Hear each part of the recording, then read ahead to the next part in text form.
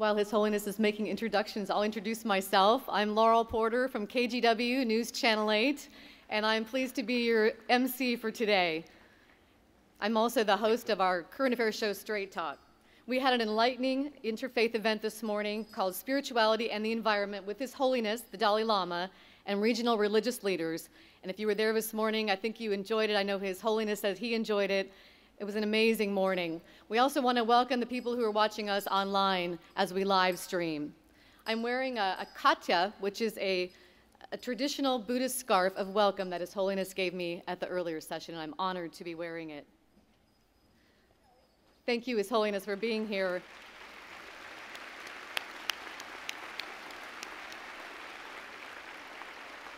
Today's event is co-sponsored by Maitripa College and the University of Portland. We want to remind you there's no recording, no flash photography, please. You can use your cell phones to take pictures with no flash, but please silence your cell phones out of respect.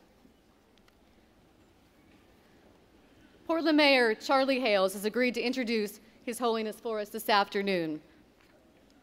I would also like to introduce, you see the gentleman here, His Holiness's translator, Geshe Tupten Jampa.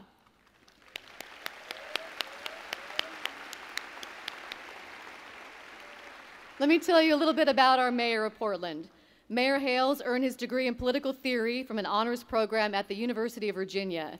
He initially ran for Portland City Council in 1992. His message was straightforward. Portland is about to grow, and how we grow is very important. Mayor Hales was elected that year to council and twice more. In the ensuing decade, he turned his views into action again and again.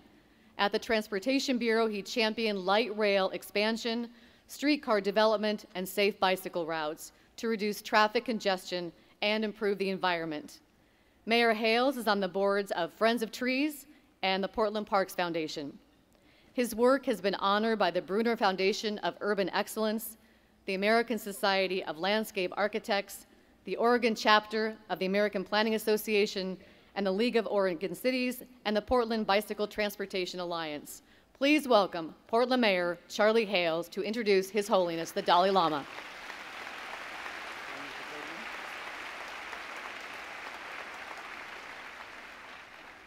Thank you, Laurel, and good afternoon, everyone.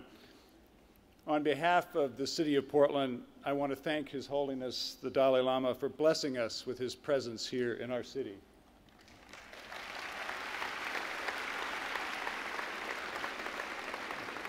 And I want to thank the University of Portland and Maitripa College for playing host for the 2013 Dalai Lama Environmental Summit. I can't think of a better place to host a summit on the environment than right here in our City of Roses. As Portlanders, we do so much to try to have a positive influence on our environment and to live in harmony with the natural world. While most cities, we included, build parks, Portland is in a way a city inside of a park. We have oceans and rivers and mountains that surround us in every direction, great farmland that nourishes us. This immediate proximity to the natural environment has shaped our lives and our culture and directs the way we think and act here in Portland. Now, people from all over the world turn to us as a model for transportation, for parks, for green initiatives, for sustainability. When they see our transit system, our city parks, they often say, how did you get people to come together and collaborate to do that? The answer that I give is simple. It's part of our culture. People in Portland want to do that this way. We celebrate a culture that is now more and more linked into the world of tomorrow that we want to create. We see this work not only in making our physical surroundings greener and cleaner and more beautiful, but also in how we treat one another. We try to model that same stewardship. So here in Portland, we take our value of environmental stewardship, and yes, we turn it into laws, and yes, we turn it into public works, but most importantly, we turn it into a state of mind. And that's why His Holiness's message and discussion with us as citizens of the world and citizens of this place is so important. Ladies and gentlemen, it is with great honor that I stand before you today as the mayor of this beautiful global city of ours, please join me in welcoming His Holiness the Dalai Lama. Thank you.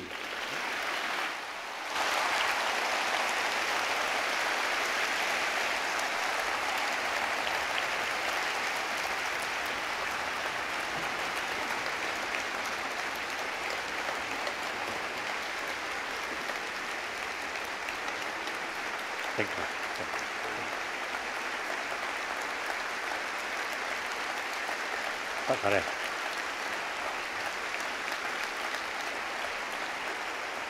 Thank you, sir. It's all Okay. yours now, so you can either speak from here or from the podium. Okay, yeah. Okay.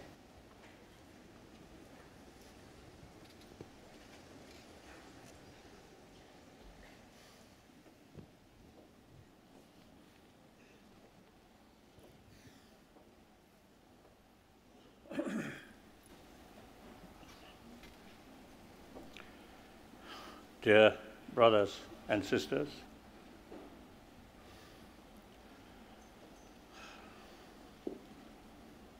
indeed I'm very happy and a great honor to speak. I think variety of people, different dress.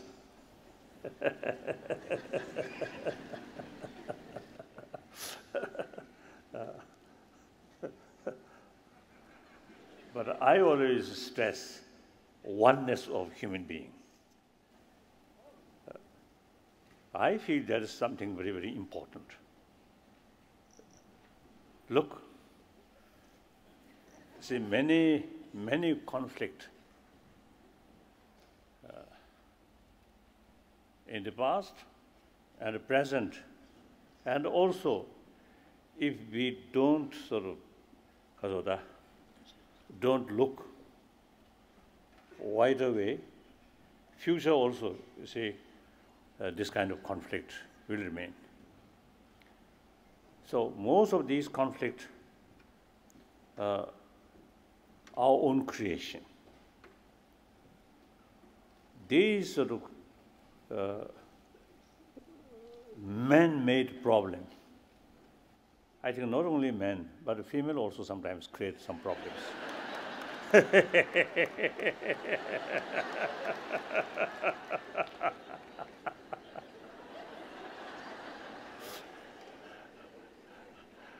I think anyway, I think these violent action more related with male. Compassion, affection, care, I think biologically, female, they care more, isn't it? So I think it is, I think, no, not wrong, say, man-made problem, I think.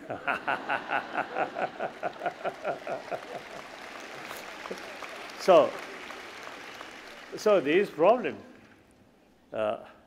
actually, too much emphasis, importance of secondary level of differences, including religious faith,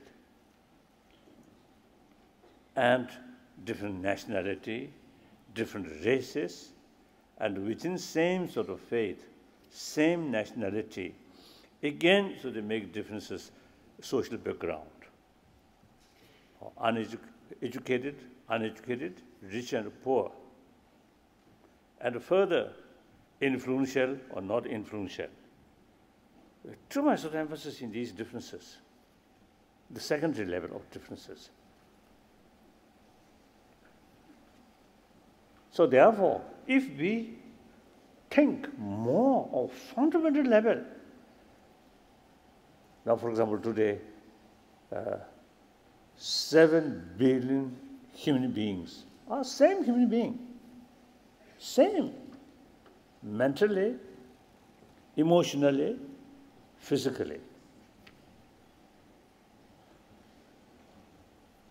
So if we really, you see, look fundamental level, hardly, not much sort of reasons to kill each other. I think the native Hawaiian, see, they have one saying, your blood is my blood.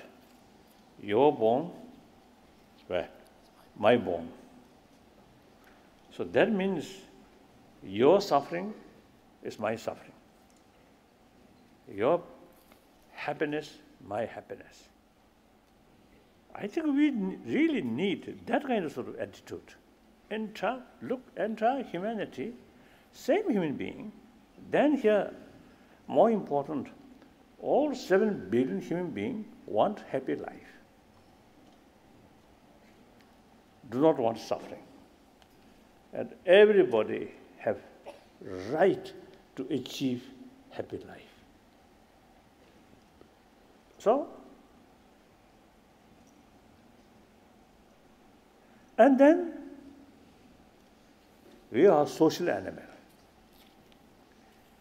Even for those the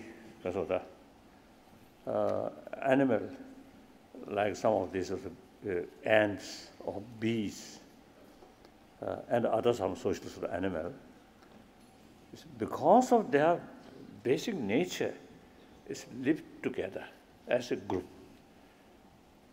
without religion, without constitution, without police force. They work together. Very strong sense of community. It is necessary for their survival. So basically, we also social animal. So individual human beings sort of survival depend on the rest of the society. So in such sort of nature sort of creation, extreme self-centered attitude, and don't bother, don't care about others' right, others' life. And with that, manipulate other, bully other, exploit other, cheating other, telling lies other. Actually, destroying basis of your own future. Because we are social animals. So therefore,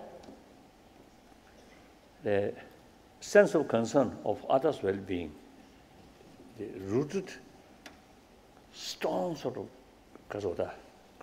concept, oneness of humanity. So therefore, I think it is very, very important. We must think more on fundamental level. We are same human being. For example, when I met people, I look at you, another human being. No differences. And I myself also consider I'm another human being. One of the 7 billion human beings. No differences.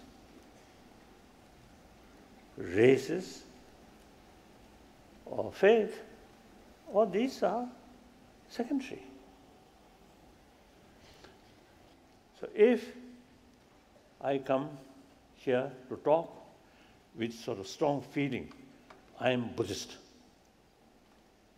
And perhaps furthermore, I am Dalai Lama. Oh, holy, His Holiness. And then that kind of sort of mental attitude automatically creates some kind of distance from you. As soon as you look other, something different than you, and also you yourself also is considered something different, then these sort of uneasiness is come. So therefore, I practice this. Of course, firstly, our teaching, we always say, mother-centered being.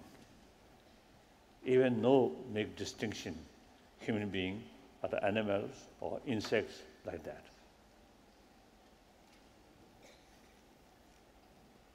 Eventually, if we receive some visitor from another galaxies come, look, same human being.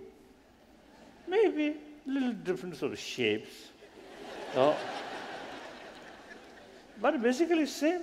Then furthermore, same sentient being. Respect them. Look at them as the same sentient being. We can immediately shake hand. If they have some sort of similar hand there, then we can shake hand. If we too much consider, we have too much emphasis, we are human being on this planet, then something is to come from outside, a stranger, always watchful, right? That creates more anxiety, more fear.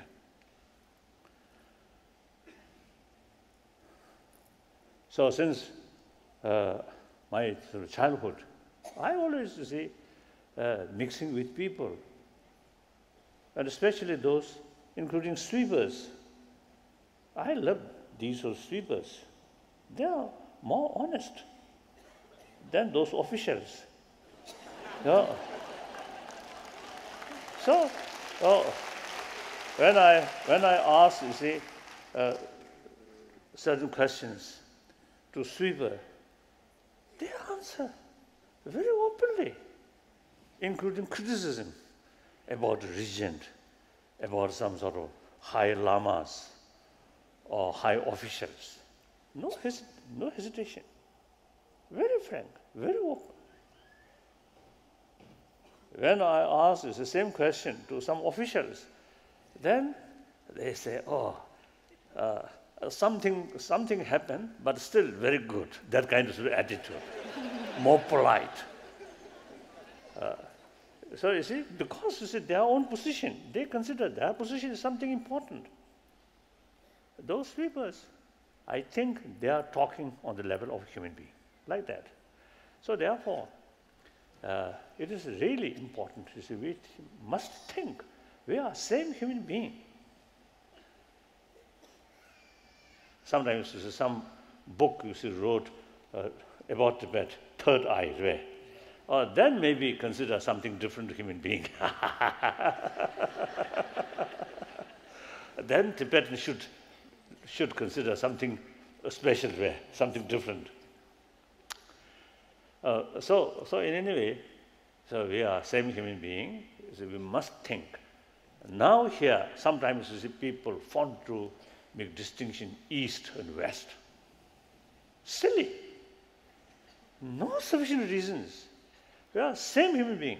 I think one clear example, Easterner can easily, happily marry with Westerner and can produce nice children. So that means we are same human being. We cannot marry with monkey or with some other. We cannot produce. I think we can sex with these animals, but we cannot produce good children. Okay. So that is sufficient to sort of prove we are same human being. So like that. So therefore, once we have, you see, this sort of strong belief we are same human being, oneness of human being, humanity, then automatically comes or automatically develop the sense of global responsibility. And now modern economy, global economy, also is don't care about differences of religious faith or difference of nationality. Global economy is beyond national boundary or beyond religious faith, difference of faith. And then environmental issue and global warming. Entire humanity facing these problems.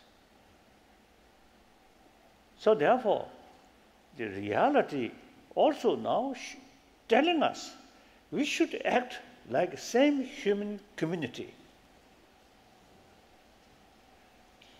So now here, more important, we are in 21st century. 20th century already gone. Look, 20th century, in that century, I think one of the most important century of human history. In the sense, you see, in that century, we really developed the scientific knowledge, and also with help of that knowledge, technology also highly developed. But at the same time, that century become century of bloodshed, century of violence. According to some historian, in 20th century, the number of people who killed through violence is around 200 million, including use nuclear weapon. So if that immense violence or suffering really create new, better shape of the world, and then you may argue that immense violence happen, but a positive result happen. That this is not the case. Even I think, beginning of this 21st century, some sort of violence here and there, although small scale, but these are the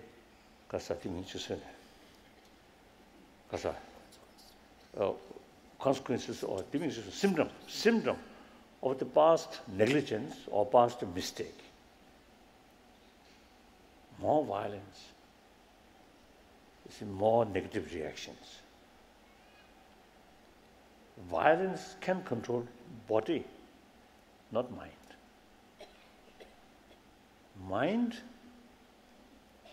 can change by affection, by forgiveness or these positive mental attitude, not by weapon. If you use weapon, it's seeding more hatred, more anger, resentment. So it's exactly what happen. But some cases are the exception case also is there. I usually is telling the Japanese. I have many friends in Japan. Quite a number of occasions I ask audience, do you have some kind of negative feeling towards America? Because you suffer a lot. And also actually 2 atom bomb, you see, used on your on your people.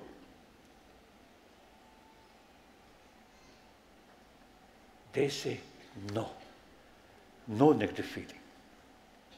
As well as German people, during war, a lot of suffering, but no negative feeling.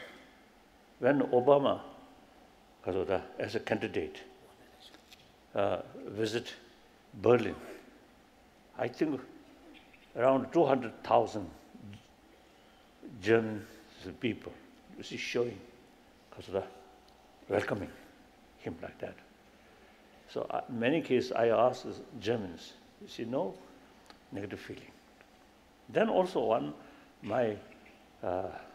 I almost consider as my tutor one German physicist, quantum physicist, von Weizsäcker, the elder brother of former then West German was the president. Here is a little bit strange story, a funny story. I often used to telling people, I consider him my tutor about quantum physics. So when I get lesson from him about quantum physics, seems I understand something. After that lesson finished, nothing left here. So that means wonderful student, hopeless student. So in any way, you see, one Vesika, you see, because that kind of sort of contact, so eventually we become very close friend. Once he told me, when he was young, as a young German, every German eye, French is their enemy. Similarly, in French eye, German is their enemy.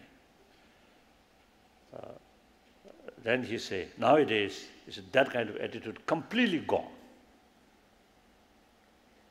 So human mind can change. If the positive circumstances, positive sort of environment happen, then these negative things can change.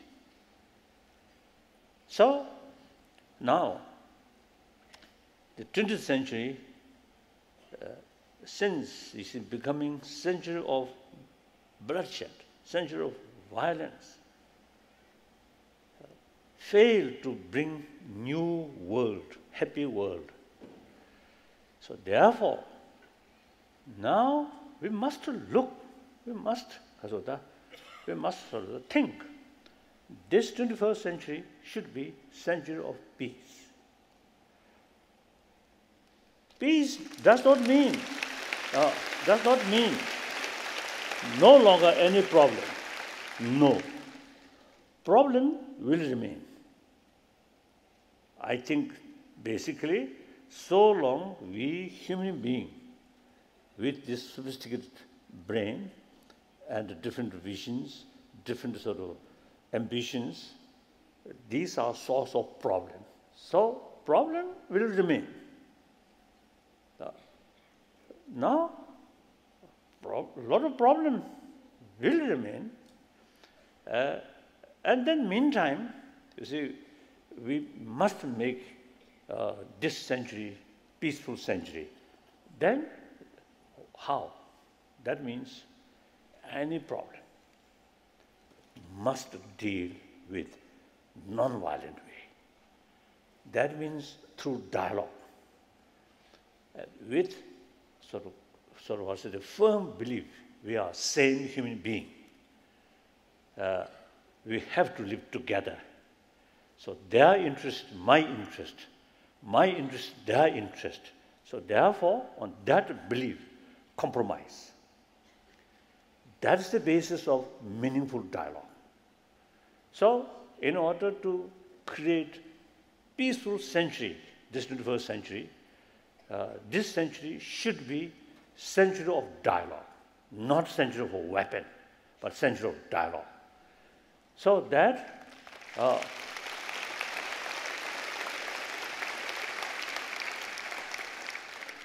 so we must cultivate from kindergarten up to university level. The only way solving problem is through dialogue. Even within family, parents some difficulties or difficulties among brothers, sisters, if use violence, silly. Because the same family. So usually, you see, we try to solve any sort of differences through talk, through dialogue. So that spirit must extend global level. So sometimes I telling the people,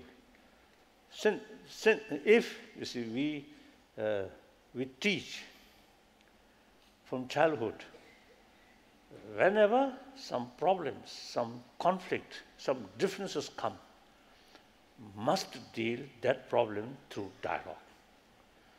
So the children already sort of that idea is to become familiar. So the children, when they return their home, if some other brothers or sisters or parent, some quarrel there, then the student or the child who learned these things and become sort of that kind of concept become part of their life, then should tell their parent, this is wrong. Differences must solve through dialogue, through talk. That we can do. I think education is so sort of effective. So from childhood, we must educate. The dialogue or non-violent method is the only method to solve any problem, family level or national level or global level. That's one thing. Now again, in order to develop that kind of determination, that kind of willpower, as I mentioned earlier, you see, we must cultivate oneness of human being and some kind of sort of reaction, the understanding about oneness of humanity, then the reaction is sense of care of others' well-being, automatically come. Once you have the genuine sense of concern of others' well-being, then there is no room killing, stealing, bully, or abuse, or sexual abuse, these things, because you respect them, because you really have strong feeling, their well-being. Person who have that kind of sort of mental attitude, how can harm other people?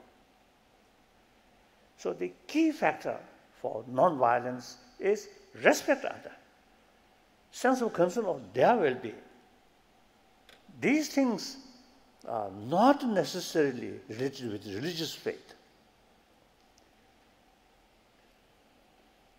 You see, the affection of others is a biological factor.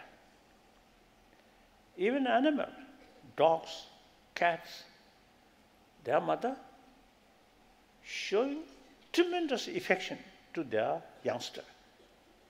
This has not come through religious faith, but a biological factor. It is necessary. The youngster, without others, particularly mother's affection, mother's care, youngster will not survive. So we human beings also come from, we are also belong that category. There are some sort of stories in India, some great sort of saint come from lotus. So sometimes I jokingly say, telling people, such sort of great saint may have more affection towards lotus rather than a human being. Fortunately, see, we come from our mother. We received maximum affection from our mother. So that experience cultivates in our heart the potential show affection to other. So this is a biological factor. Now here, a few thousand people here. Outwardly, everybody very smart. But in deep inside, I think there are differences. Those people who received maximum affection from one's own mother, I think those people, in deep inside, less fear, less sort of distrust. Those people who received less sort of affection, less care from their own mother, or some cases abuse when they are a child. So such people, no matter how successful, but deep inside, some kind of sense of insecurity, that automatically creates fear, unhappy. And that very much affects our physical sort of the health also. So therefore, our life started that way. So everybody have the potential, you see, to develop further about affection or compassion. I think a problem, young children, I think this morning, those children is who bring some flowers. I think such sort of age, I think the experience about others' affection is something very alive, very fresh. Then gradually grown up, and our existing education, not much talk about the value of affection, these things. So then gradually, that biological factors or what's the quality, then dormant. Becomes dormant and covered. Oh, the other sort of human, the quality, more intellectual intelligence, and more sophisticated thinking, and also sometimes society also you see influence on the children's mind, more aggressive, more sort of competitive, and aggressiveness. So the good quality then dormant. So that I think the problem. 7 billion human beings come that way, but eventually neglect about this value, and these problems happen. Man-made problems happen. So therefore, I think now time comes. In education field, education system must deal about these basic human values. Usually I call moral ethics. And then since this must cover entire humanity, so among human beings, non-believers also there. So we must find ways and means to reach even non-believer. So this moral teaching of moral ethics based on religious faith then will not cover these non-believers. So in India, last I think 2,000-3,000 years, the secular ethics there. According Indian understanding about a secular does not mean disrespect or negative towards religion, but rather respect or appreciation of all religions. No preference in this religion or that religion. Respect all religions. Then also respect non-believers. There's sort of clear sort of the reasons there. So therefore, according to Indian understanding, the secular respect something like humanity, something like that. So therefore, secular ethics, I think, are very fit. Actually, if you look carefully, all major religious traditions is based on basic human sort of ethics. That is affection, taking care about other. Therefore, when negative aggressive sort of emotions is developed, then particular sort of teaching of forgiveness, tolerance, these things happen. These things come. So therefore, it is quite obvious. All major religious tradition is based on secular ethics, which come from our birth, like that. So therefore, the secular ethics, since last few years, as a result of serious discussion with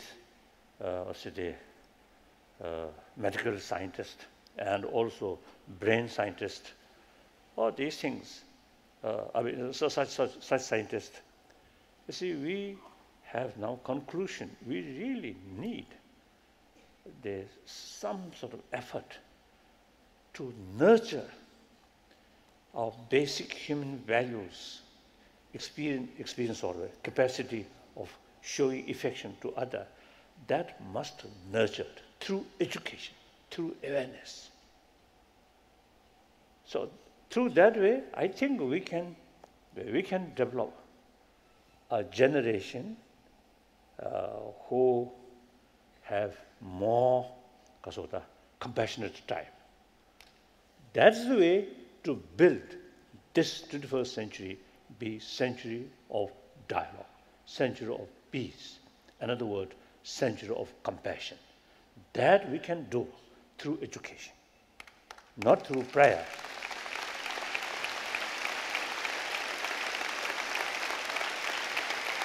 So that the fundamental sort of the point of the sense of global responsibility. Mind is actually mind.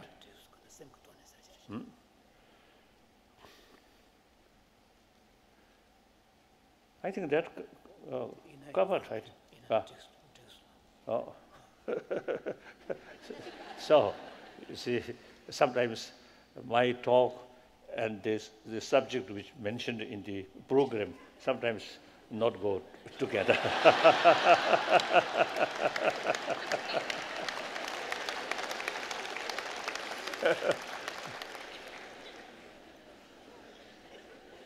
That in any way, I want to tell something about mind. So these things very much related with mind or emotion, not physical.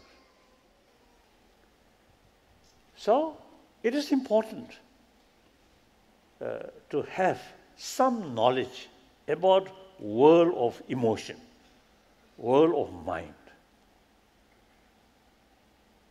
In Indian tradition, where the practice of single-pointed mind and also the insight, investigation.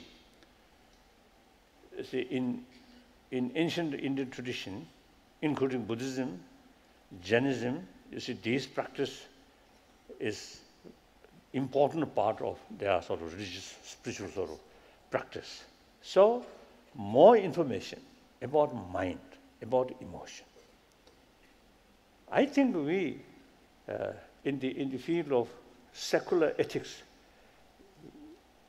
it is necessary to get more information about the map of mind, map of emotion. But these material, although it's come from some spiritual text, but we can take these separately as an academic subject, not part of religious practice. So sometimes I describe hygiene of this physical, that we usually teach. Now, hygiene of emotion, equally important, in some cases more important.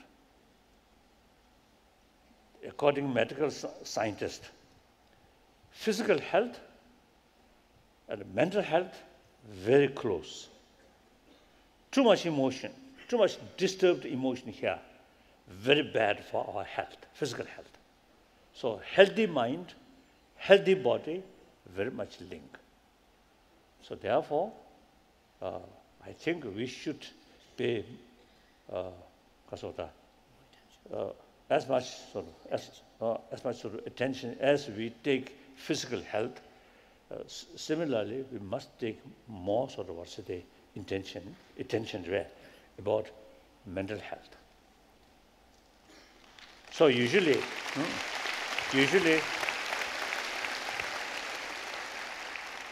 when the physical problem there, and then we immediately, our reaction is immediately ask doctor, physician, and take some medicines. When mental problems happen, then we usually is relying on alcohol or tranquilizer, or then drugs. So that's wrong.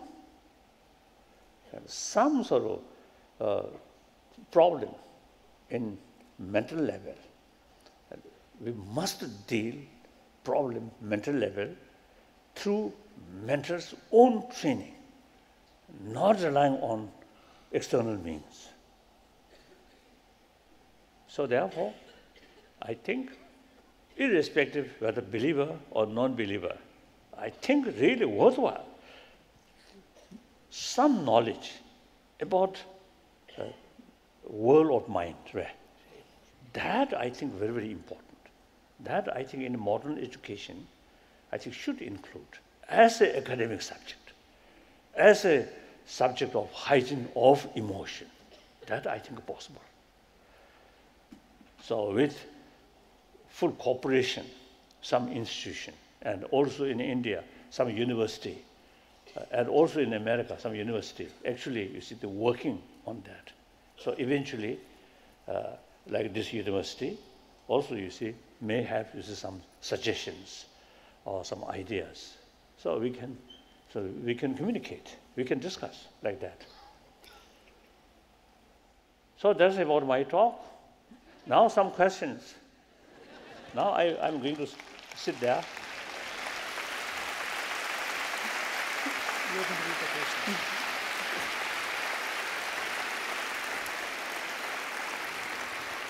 Thank you, His Holiness, for that incredible talk. We loved it all, whether it was in the program or not. We loved everything. We're so fortunate to have had you with us today and have this time with you. We have 4 special students from the University of Portland, chosen for their leadership and accomplishments, who have prepared a question for His Holiness. So if our students would come forward. The 4 students from the University of Portland are Adriana Alexis, Jordan Matson, Charity Taylor, and Jessica Morales, and they will ask questions of His Holiness. These young students are passionate about making the world a better place, and they've already spent countless hours working in the community to bring about change. First up, Adriana Alexis is a 2013 University of Portland graduate in organizational communications, among many roles at UP. She was a campus volunteer coordinator, vice president of Black Student Union, a tutor at Roosevelt High School, and a representative on the State of Oregon Student Advisory Board. Will you please ask your question of His Holiness? Here comes the microphone.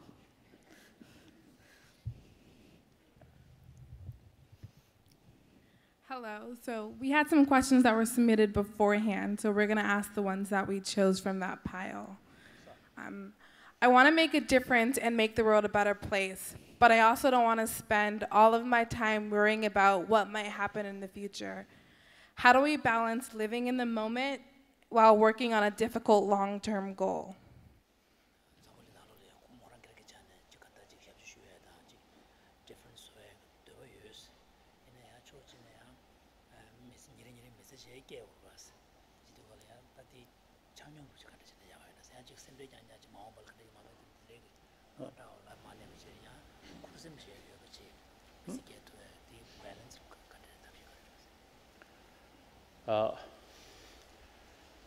To change worldwide, initiative must come from individual. So, for example, compassionate world, peaceful world must come through inner peace. So, up to individual. Initiative must start from individual level. So when we look world problem, then you, one individual, oh, I cannot do. But this is, I think, wrong. Like when those who in those one just as when you drop a pebble into a lake, you can see the ripple effects going further and further. So you individual, so try to sort of promote within yourself these basic values. Then once you see the more compassionate sort of feeling and sense of care, sense of concern of others' well-being develop, then automatically your physical action, verbal action, even if it's facial sort of expression, is more positive. That brings friendship, and that creates certain positive atmosphere wherever you live. One family, eventually that kind of atmosphere, that kind of habit, then another 10 families, 100 family, 1,000 family. That's the way. Then, once you see the positive motivation here, sense of concern of others' well-being, there, every your action related with that. Even business, making money, but with that motivation, from your, or say the profit, use more others' well-being.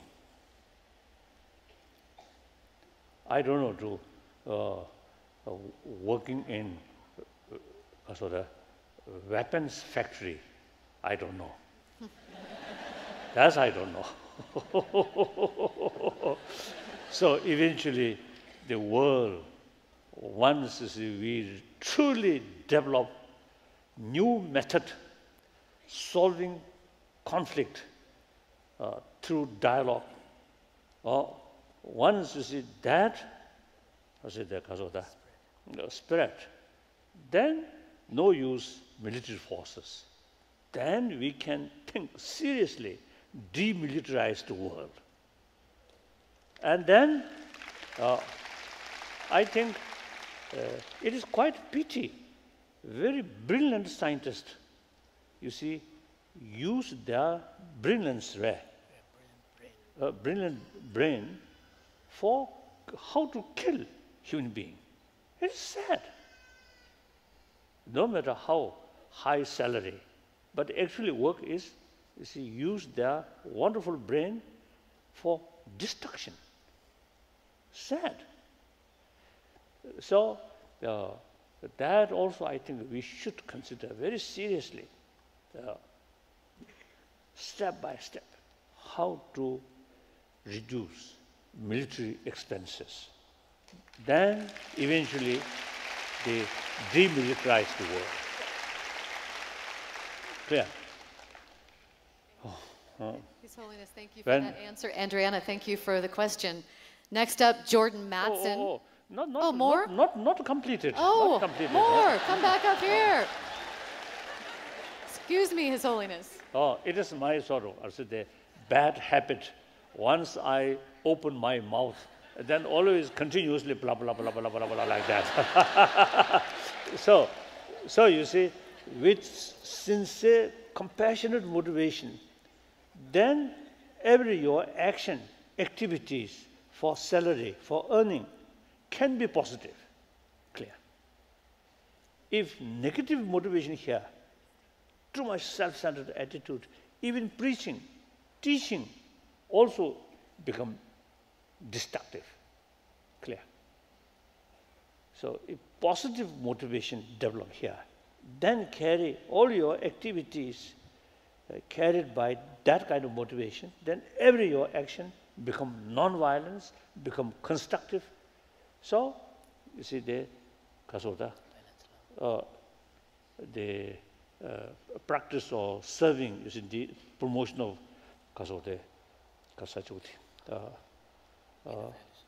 inner values, not separated from your daily activities or different professions, clear. And if you see, join some kind of education field, then very relevant. Or medical field, very directly relevant, right? Like that. So, now finished my answer. Now next question. Thank you, His Holiness. Thank you for the question. Our next student is Jordan Matson, a senior social work major. Hi. All right, so the question is, after the recent bombing in Boston, I'm curious about ways we can work to stop hatred that is motivated by religion. How do you attempt to have the interfaith dialogue with people who have no interest in it at all?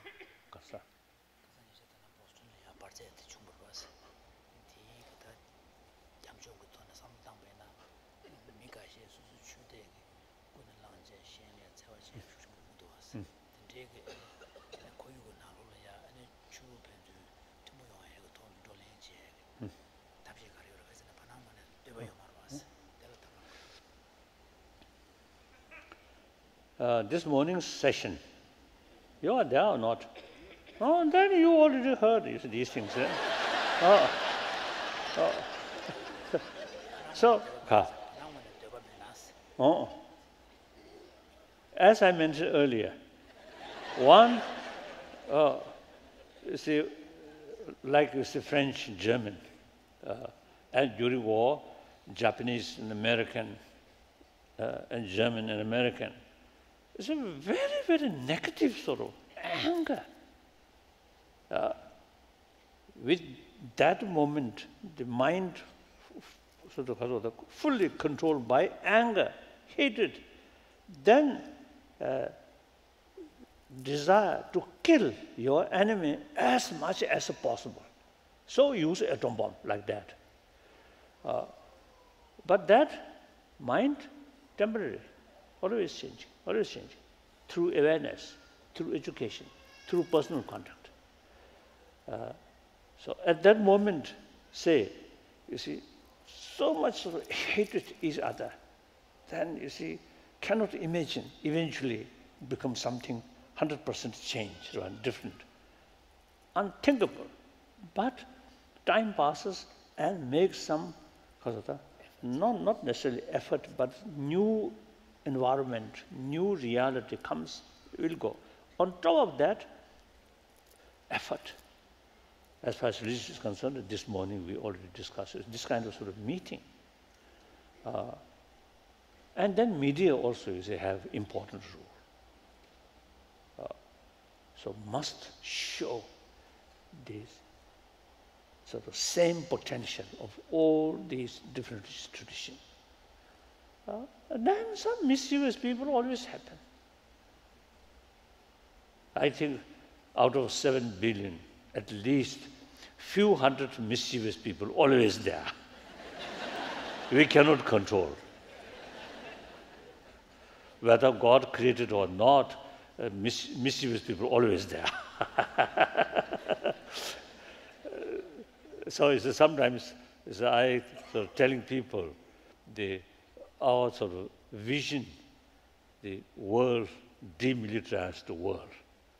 But at the same time, some mischievous people are always there, so some kind of mobile, small, efficient forces is, I think, necessary in order to deal with handful mischievous people sort of that behavior, action. I think, like, you see some of these sort of recent sort of, say, including September 11th event, and even within Muslim country like Pakistan, you see some terrorists, you see there. So these, we have to sort of work. We have to work, tirelessly, because of closer understanding, reconciliation, forgiveness. Then can change. So this moment, the other fully sort of, because of develop their negative emotion, then difficult to reach out. But with patience, constant effort will change. This is my view. Good, thank you. Next question. Thank you so much. Thank you, His Holiness, for that answer. Charity Taylor is a 2013 University of Portland graduate in political science. She's been a member of the President's Advisory Committee on Sustainability, a resident assistant, and was president of the mock trial team, which this year sent 2 teams to nationals for the first time in school history. Charity, what is your question for His Holiness? A lot of news and research about the state of the environment is very depressing. How do we maintain hope? How do we try to ease the suffering climate change will bring to numerous communities around the world?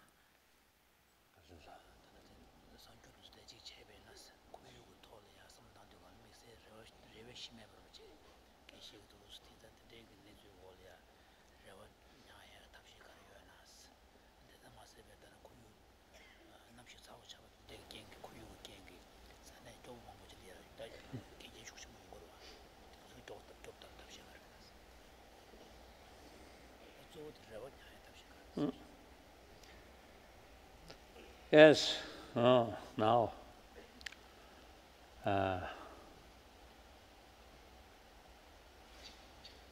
I think this morning also I mentioned the population rapidly increasing, particularly in those areas the economically little weak, poor, the birth rate quite sort of high. Better sort of also economically better sort of society because of less birth rate. Yeah. And anyway,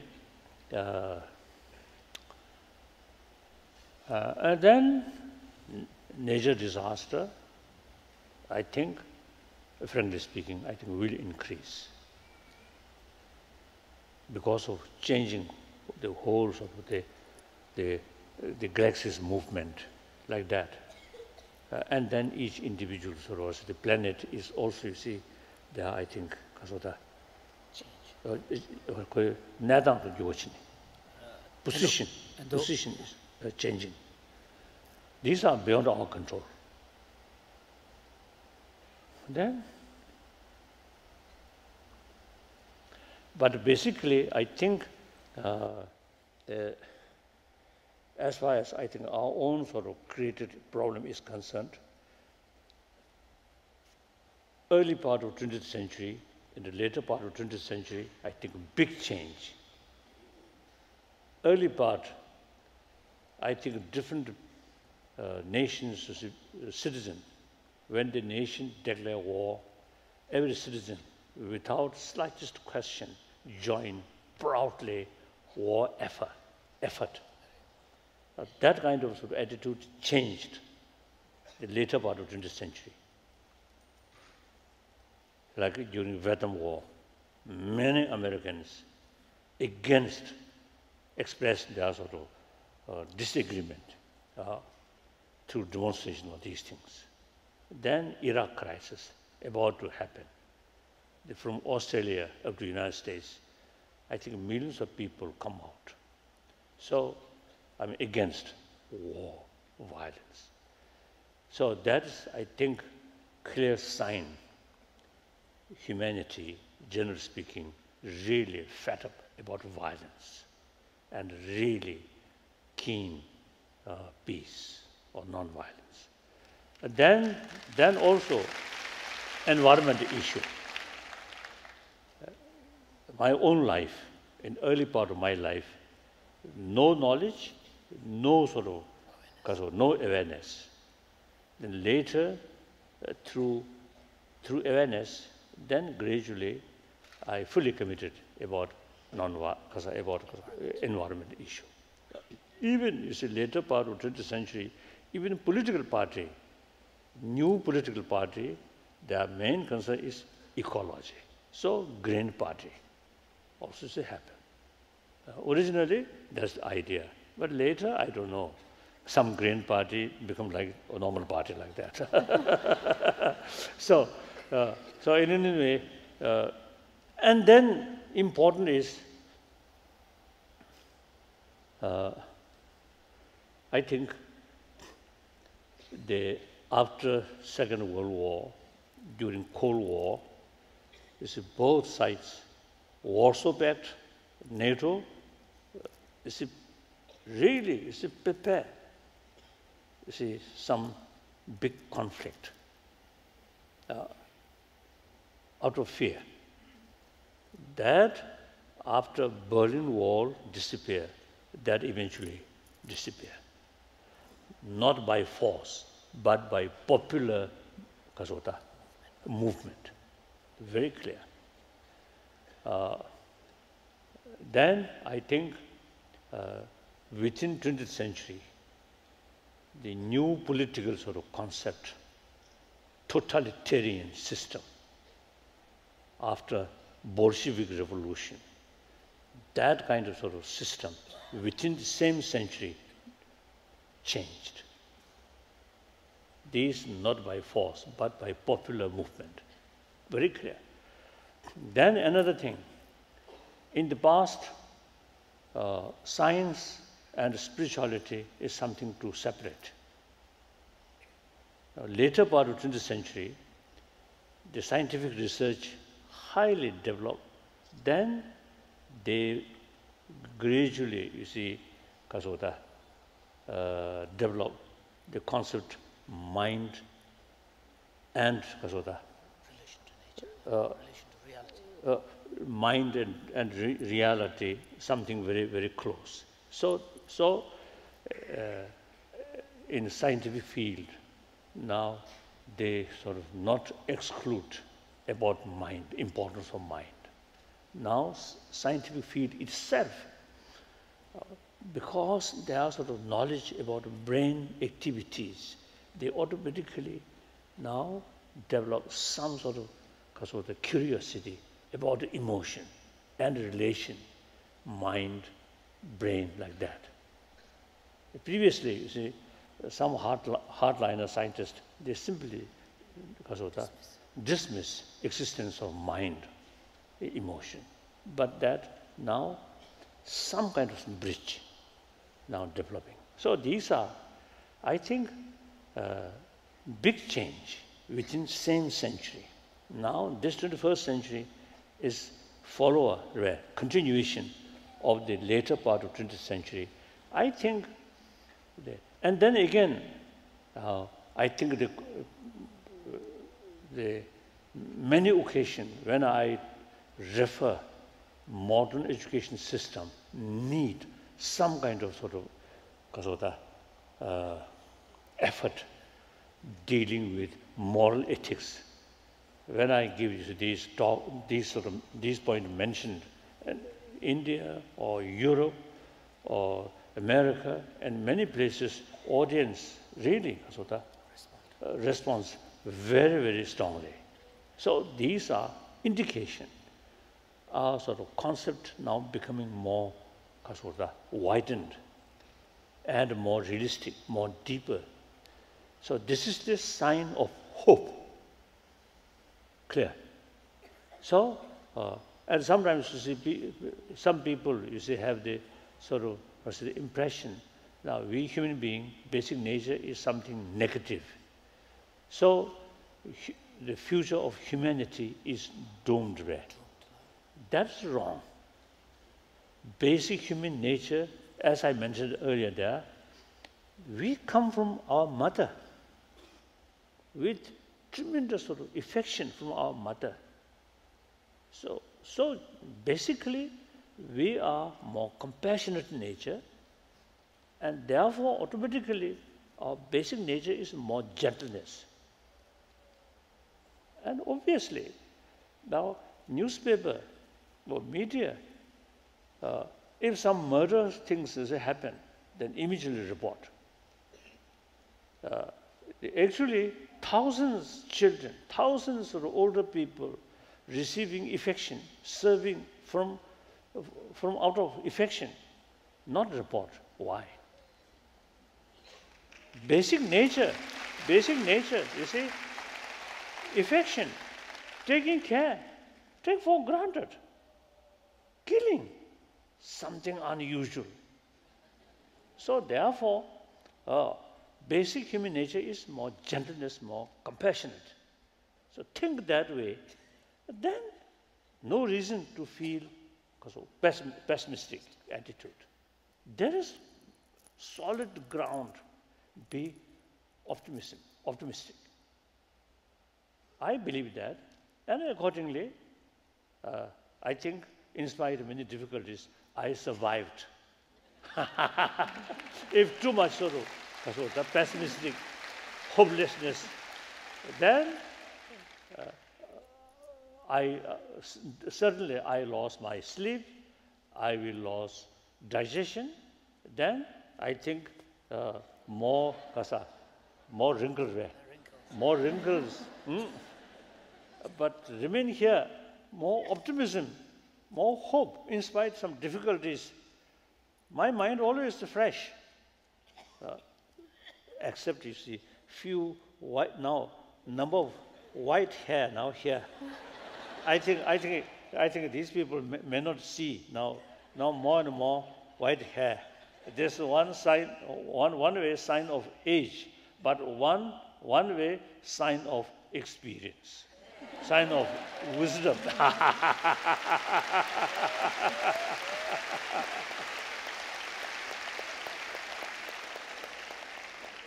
So basically, be optimistic. Pessimistic attitude is the real source of failure. Good? Finished. Thank you, His Holiness. Thank you, Charity, for the question. Jessica Morales has our next question. She's a junior at the University of Portland studying marketing and sustainability.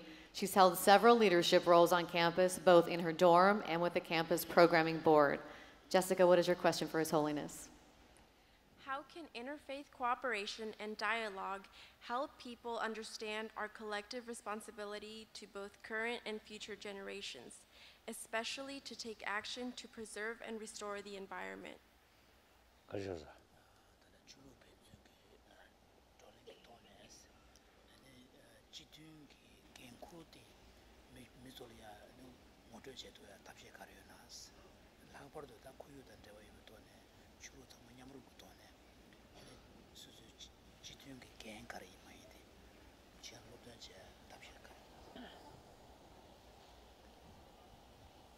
I think I have no sort of practical sort of ideas or suggestions. No, I think like this morning sort of also they are gathering.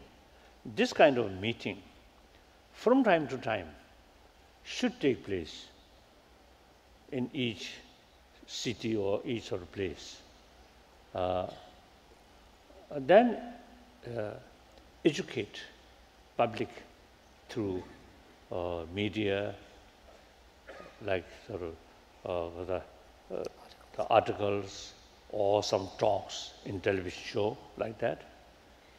And then eventually, I think, I noticed in France, I think Lyon or something, I think there is some kind of group or organization who actually meant for promotion of religious harmony. So member from all different religious traditions together. So that kind of sort of the organization, I think, useful. And then that organization is to tour different sort of district or different sort of area within the state, and then talk.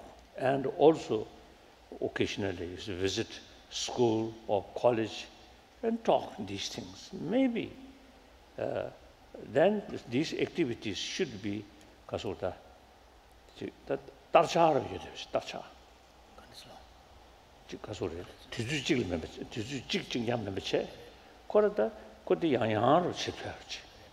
So if we can ensure that the kind of gathering that we saw this morning just doesn't remain, one event, but if we could make them kind of more regular, then it will begin to have effect. So that's my view. Oh.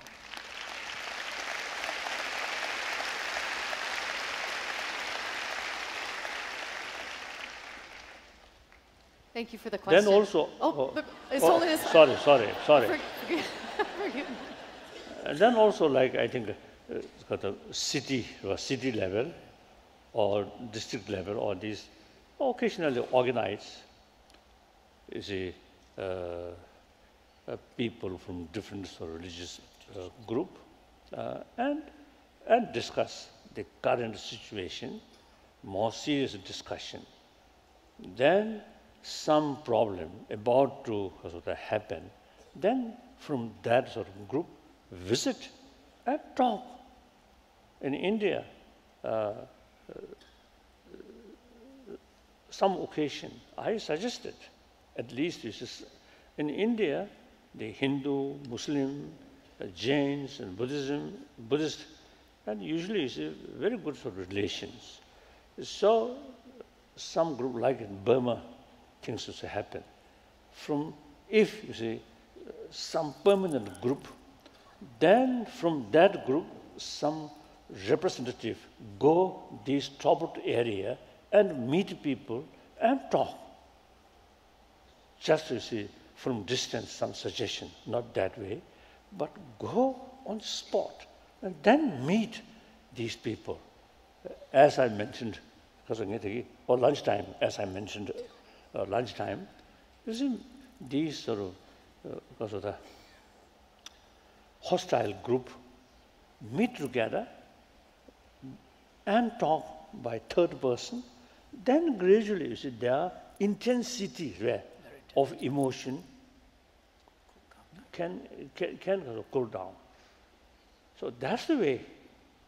You simply criticize from outside, not sufficient. Go there, talk, through reasons, through example. I think that's the way. This is my suggestion. Thank you.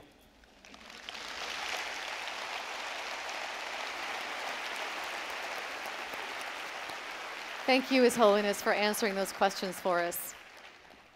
I'd now like to introduce to you Yongsi Rinpoche to offer his thanks and some concluding remarks today.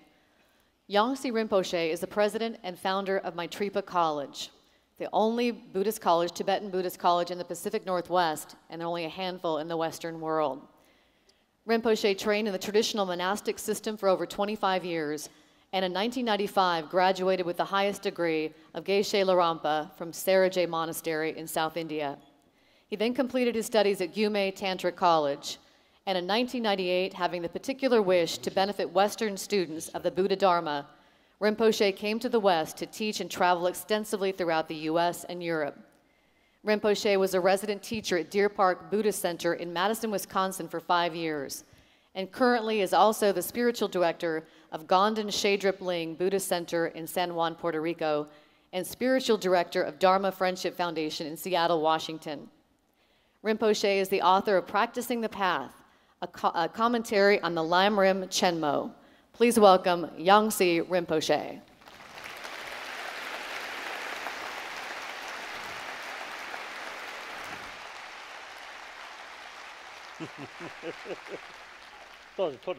No.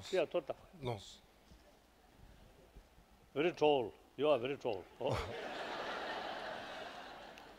So we have the Portland family members, and we have all the Tibetans family member. We want to express our gratitude, your promotion of religious harmonies and way to engage into religious harmonies, and also way to engage peaceful dialogue and way to spreading the awareness of caring our environmental. So we really deep of my heart and all our family members from the Portland community, please live a very long life and please visit us again and again. Thank you very much. Thank you.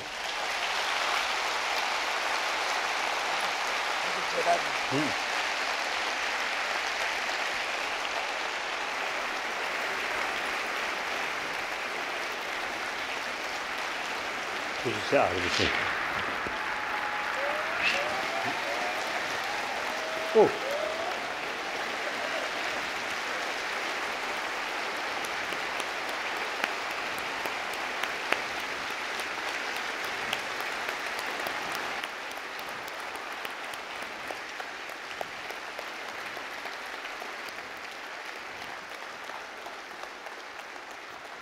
Yongsi Rinpoche worked tirelessly to bring His Holiness here, and we all thank Yongsi Rinpoche for all of his hard work.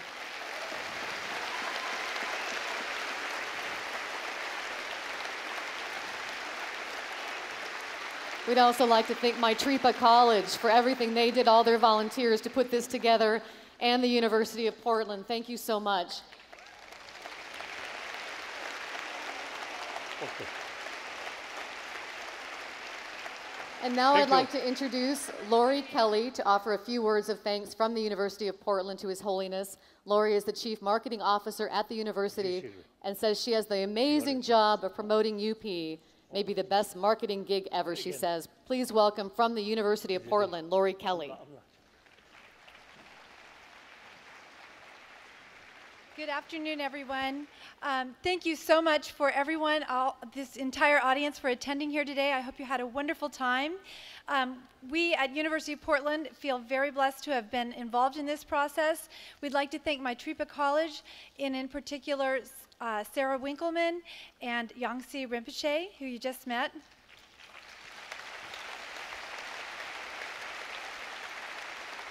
And at the university, these things don't happen easily, so we'd like to thank from the university our very own Bill Reed. And also would love to give a big shout out to Laurel Porter from KGW, who just did a fantastic job this morning and this afternoon. And our panelists this morning as well. And finally, we are just honored and privileged to have had His Holiness the Dalai Lama here at University of Portland for the second time, and we thank you so much for gracing us here today. Appreciate it. Thank you all.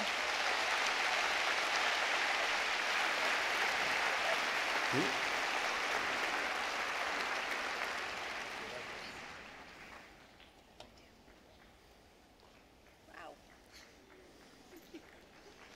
Oh my goodness, thank you so much.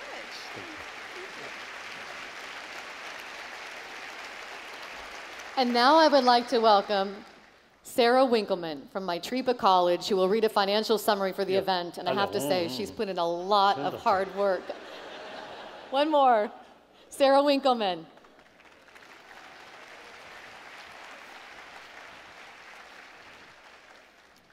Hello, it's my honor to present a brief financial summary of the event.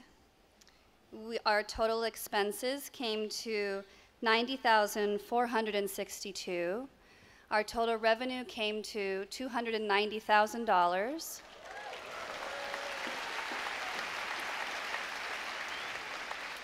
We are very happy to offer this money as customary back to His Holiness and the Office of Tibet for their distribution.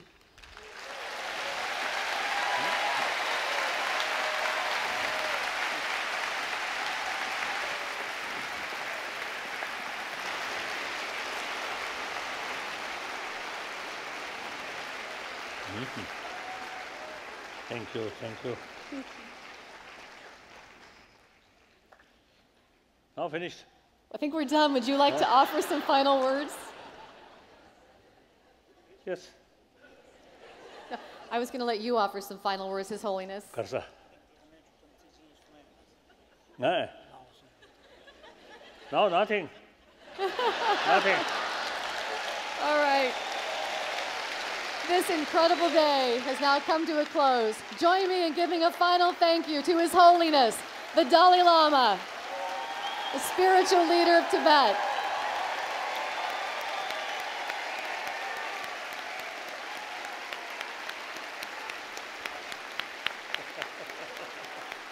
Thank you. Bye-bye.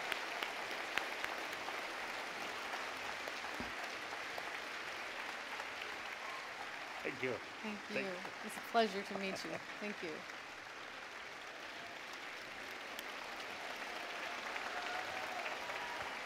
It is our fervent wish that His Holiness enjoys his stay in Portland for the next few days and that he returns in the future to the City of Roses. It has been our honor to have him here. This event was just the first of 4 days of events. We are so glad that you all came. I'll make some announcements if some of you want to stay to hear some of the other events that are coming up. I'm happy to tell you some. Thank you all for coming. You've been a wonderful audience. It's been our pleasure to host you here. Thank you, Laurel, and good afternoon, everyone. On behalf of the City of Portland, I want to thank His Holiness the Dalai Lama for blessing us with his presence here in our city.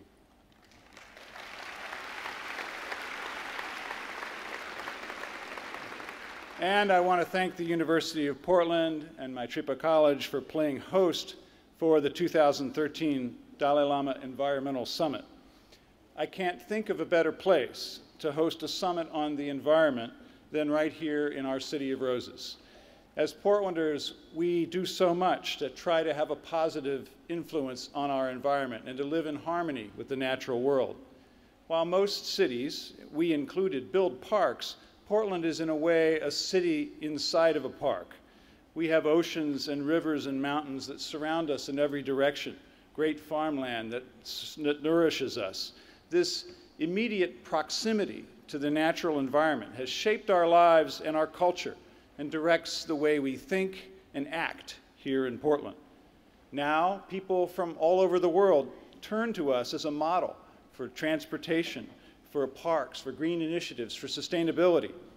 When they see our transit system, our city parks, they often say, how did you get people to come together and collaborate to do that? The answer that I give is simple. It's part of our culture. People in Portland want to do that this way. We celebrate a culture that is now more and more linked into the world of tomorrow that we want to create. We see this work not only in making our physical surroundings greener and cleaner and more beautiful, but also in how we treat one another. We try to model that same stewardship. So here in Portland, we take our value of environmental stewardship, and yes, we turn it into laws, and yes, we turn it into public works, but most importantly, we turn it into a state of mind. And that's why His Holiness's message and discussion with us as citizens of the world and citizens of this place is so important. Ladies and gentlemen, it is with great honor that I stand before you today as the mayor of this beautiful global city of ours. Please join me in welcoming the native Hawaiian. See, they have one saying, your blood is my blood. Your bone, well, my bone. So that means your suffering is my suffering. Your happiness, my happiness. I think we really need that kind of sort of attitude. Entire humanity, same human being, then here, more important, all 7 billion human beings want happy life. Do not want suffering. And everybody have right to achieve happy life. So, and then we are social animal. Even for those the animal, like some of these ants or bees, and other some social sort of animal, because of their basic nature, is live together as a group, without religion, without constitution, without police force. They work together. Very strong sense of community. It is necessary for their survival. So basically, we also social animal. So individual human beings sort of survival depend on the rest of the society. So in such sort of nature sort of the creation, extreme self-centered attitude,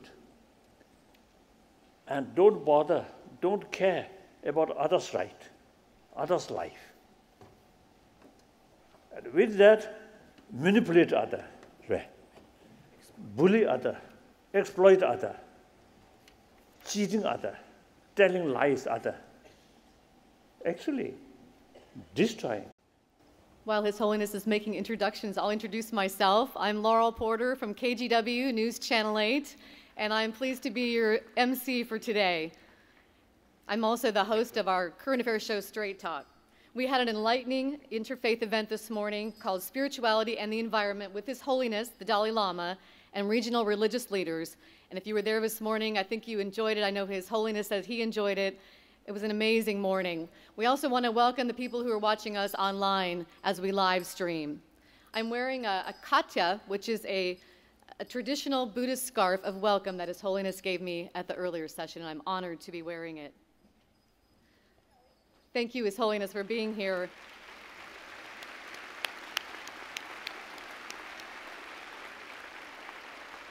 Today's event is co-sponsored by Maitripa College and the University of Portland. We want to remind you there's no recording, no flash photography, please. You can use your cell phones to take pictures with no flash, but please silence your cell phones out of respect. Portland Mayor Charlie Hales has agreed to introduce His Holiness for us this afternoon. I would also like to introduce, you see the gentleman here, His Holiness's translator, Geshe Tupten Jampa.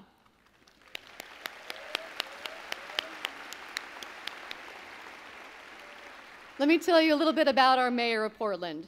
Mayor Hales earned his degree in political theory from an honors program at the University of Virginia. He initially ran for Portland City Council in 1992. His message was straightforward. Portland is about to grow, and how we grow is very important. Mayor Hales was elected that year to council and twice more.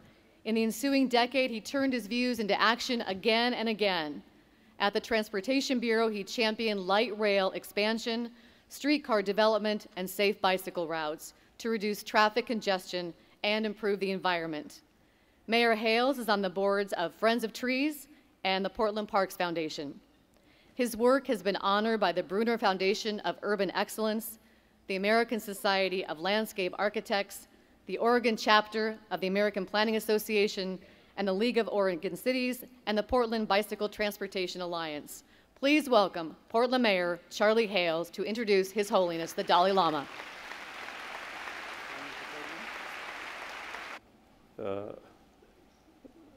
Man-made problem. I think not only men, but female also sometimes create some problems.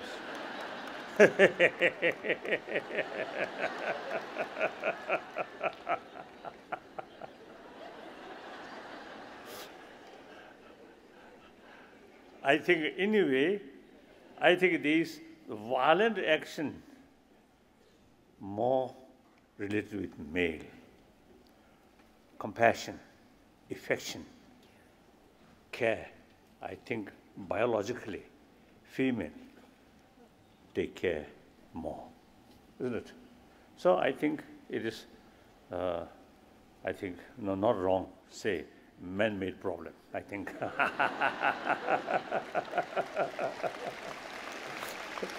So this problem,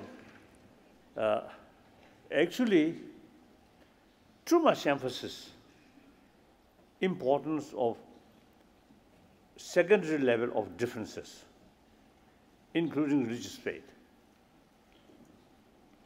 and different nationality, different races, and within same sort of faith, same nationality, again, so they make differences, social background, educated, uneducated, rich and poor, and further, influential or not influential. Too much of emphasis in these differences, the secondary level of differences. So therefore, if we think more of fundamental level, now for example today,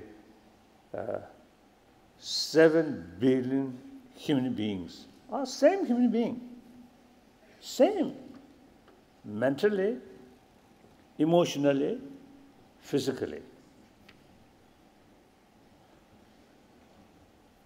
So if we really, you see, that look, fundamental level, hardly, not much sort of reasons to kill each other. I think His Holiness the Dalai Lama. Thank you.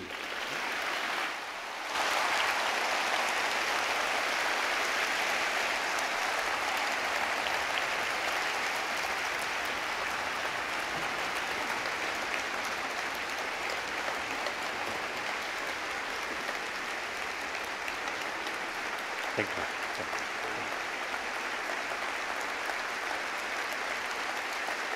Correct.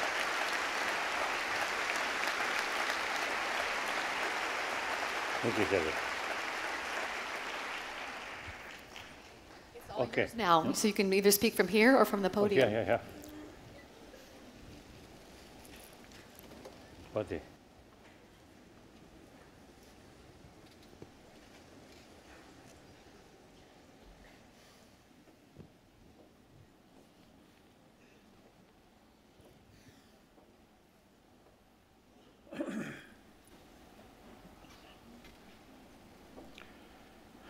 Dear brothers and sisters,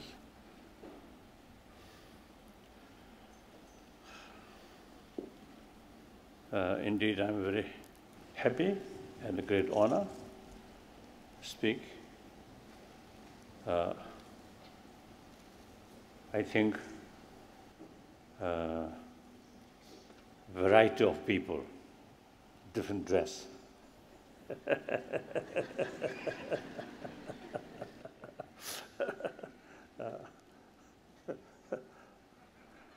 But I always stress oneness of human being.